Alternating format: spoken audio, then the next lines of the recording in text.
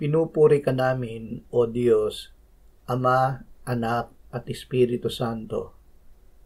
Salamat, Ama, na ibinigay mo sa amin si Jesus na iyong anak, na namatay para sa aming kasalanan, iyong muling binuhay, iniakyat at iniluklok sa iyong kanan sa langit.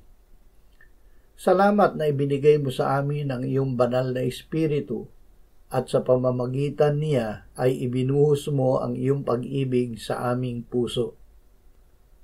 Salamat, Ama, na ibinigay mo sa amin ang Ebanghelyo, kung kaya't kami ay sumampalataya na si Jesus na iyong anak, ang Kristo. Sa pamamagitan niya ay binigyan mo kami ng buhay na walang hanggan.